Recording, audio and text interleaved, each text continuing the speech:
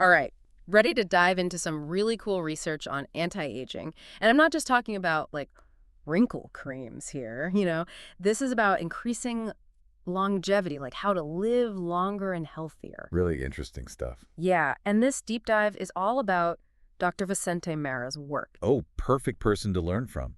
He's literally been awarded as one of the best in anti-aging in Europe. Exactly. Over 70,000 patients.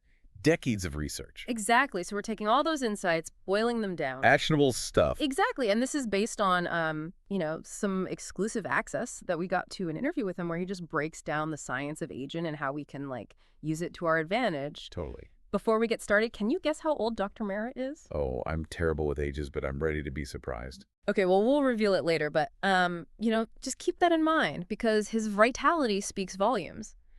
Let's start with how we even view aging. Yeah, it's more than just a number, right? Right. Dr. Mera really pushes us to think about chronological age versus biological age. So chronological is just like number of candles on the birthday cake. Right, like your driver's license age. Right, exactly.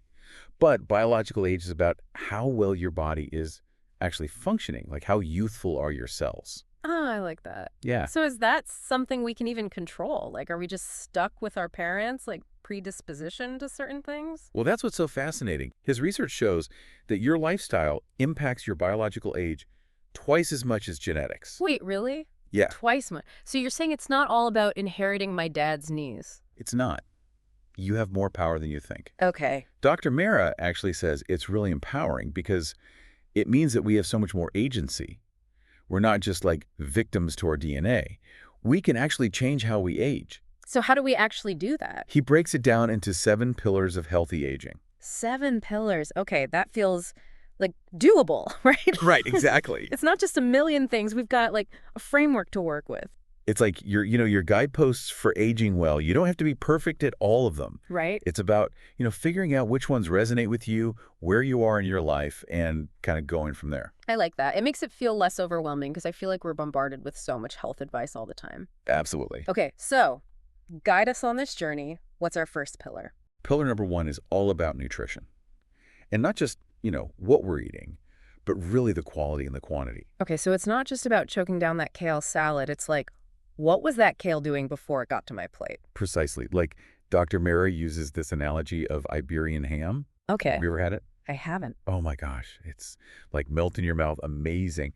And he said, just like those pigs are eating acorns and they're roaming free, that impacts the quality of their, The meat. the meat. Exactly. Yeah. It's the same with us. Like what we're putting into our bodies is going to directly affect our health. It does.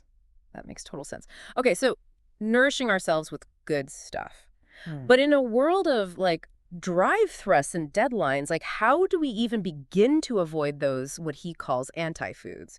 Right. So he really emphasizes that sugar is public enemy number 1. Yeah. In fact, he said even he had to transform his own relationship with sweets. Oh, wow. So he gets it. It's hard. Yeah. But, he really says that we should be really minimizing things that turn into sugar very quickly in the body. White bread, for example. Really? He basically said it's sugar. White bread. It just turns into it in your body just as fast. Oh, wow. Sneaky carbs. Yeah. Okay, so ditching the sugar.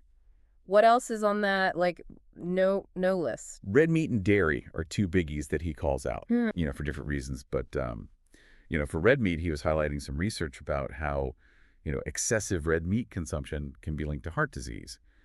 And then with dairy, he was saying, it's interesting that we continue to consume dairy as adults. Mm-hmm. When we're infants, we need milk. Yeah. But it's not even human milk, and we're drinking it, well beyond infancy. So Yeah.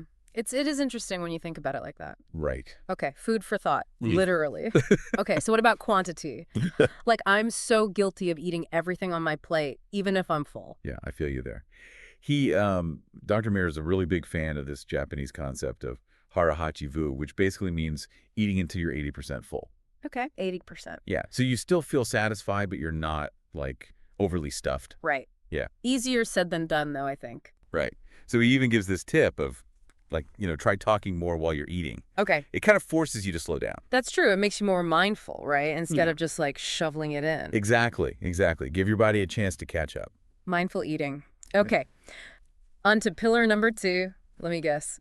Exercise. You got it. Okay. Yeah. He's really big on starting young, Mm. building that strong foundation, even if you don't feel like you need to yet. Right, right. And a big thing that he stresses is finding a balance between cardio and isometric exercise. Isometric, so like strength training. Strength training. Yeah. Exactly. He recommends a 50-50 split. Really? So less time on the treadmill, more time pumping iron? Well, he would say ideally both, Yeah. finding that balance. Yeah.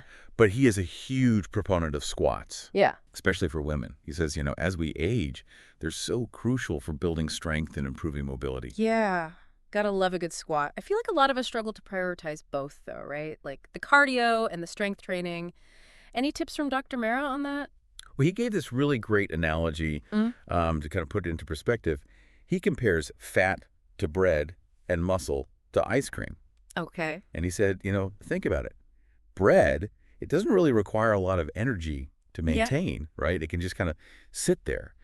But ice cream, you need a constantly running freezer to keep that stuff from melting, right? Yeah, that's true. So it's like muscle is much more metabolically active. Okay. It burns more calories even at rest. I like that. It's like a very delicious way to motivate myself. Yeah. All right. What is next on our pillar journey to aging well? Pillar number 3 might surprise you. It's sleep. Sleep. Yeah. Okay. And I'm not just talking about quantity, but really quality over quantity. Okay. I'm all about that good sleep. What does he say? Get the sleep tracker or something?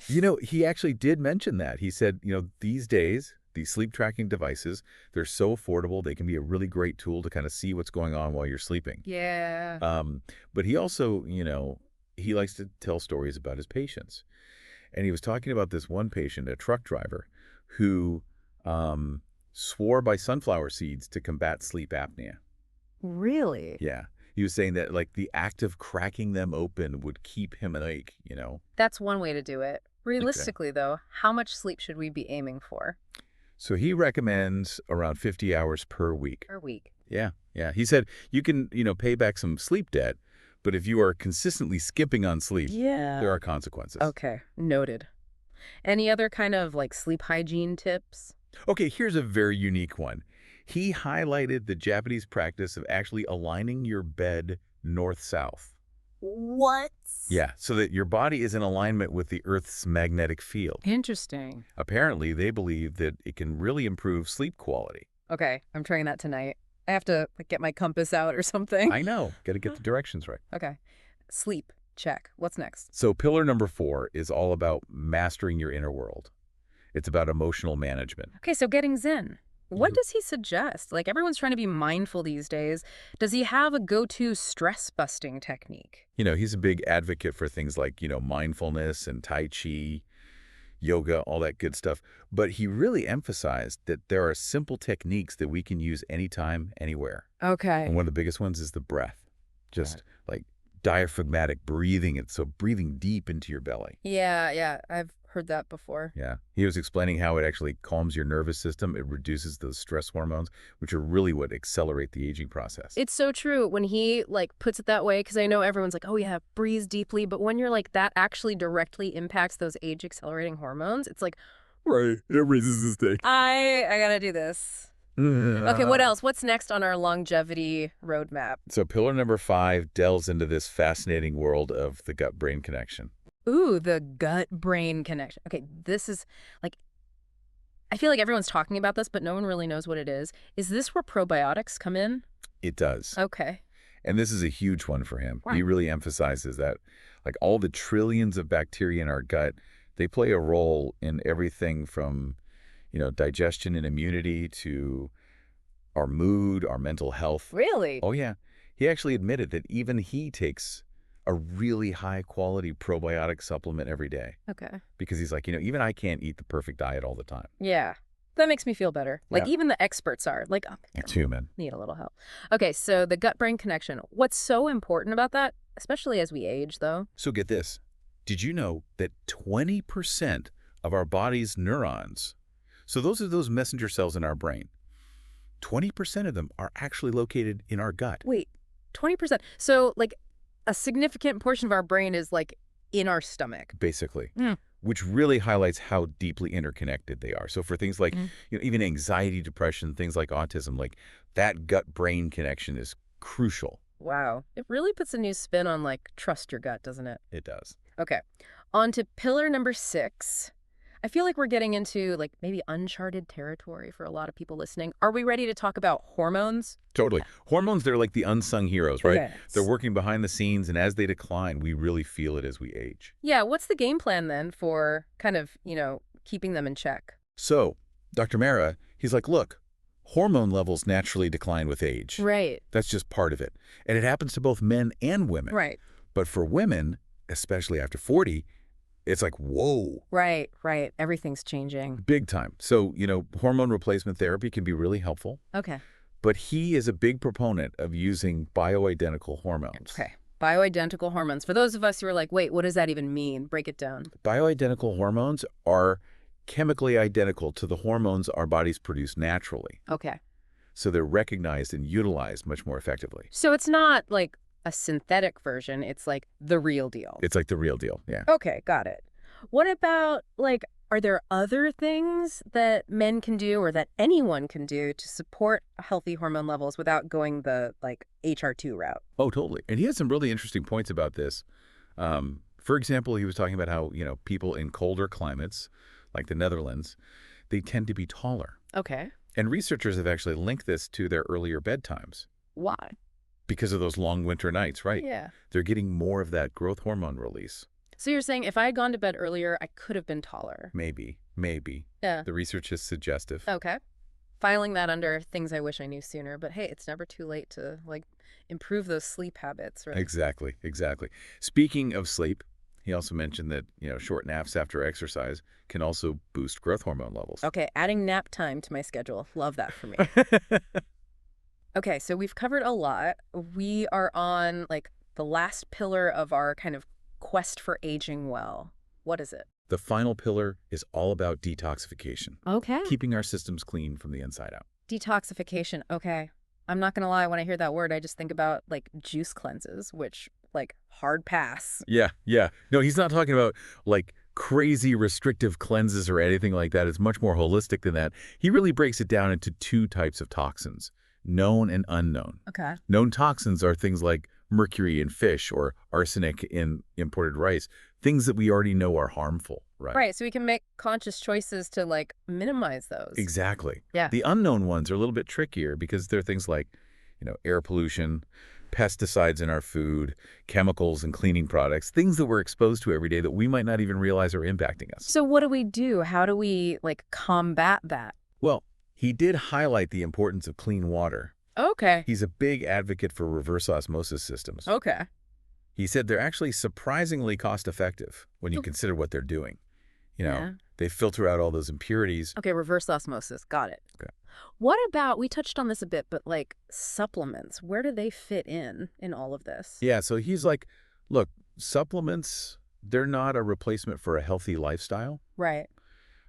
But they can be really helpful in bridging the gap, especially when, life gets in the way and it's hard to eat perfectly all the time and, do all the things. Yeah. So not a magic bullet, but they can kind of help, Support. fill in the gaps. Exactly. Okay. He does emphasize choosing high-quality supplements, though. Yeah. Ones that are bioavailable, meaning your body can actually absorb them and use them. Right. Which can be tricky because there's so many out there. Exactly. You really have to know what to look for. But he actually works with a Spanish lab called Kobo. Cool. Okay. Yeah. And they create really affordable, high-quality supplements. And he recommends a few key ones. Okay. What are they? Probiotics. We already talked about gut health. Mm-hmm. He's like, daily probiotic supplement, especially if you can't keep that perfect diet all the time. Especially when those late-night cravings hit, because tell me about it. It's a real struggle. it's a real struggle. Okay. What else? Resveratrol. Okay. He called it silver polish for your cells. Oh. A powerful antioxidant found in grapes and red wine. But you'd have to drink a lot of wine to get a therapeutic dose, so Yeah, probably not the healthiest strategy. probably not the best idea. Yeah. But a resveratrol supplement can be really effective. And then magnesium. Okay. Improves sleep, improves digestion.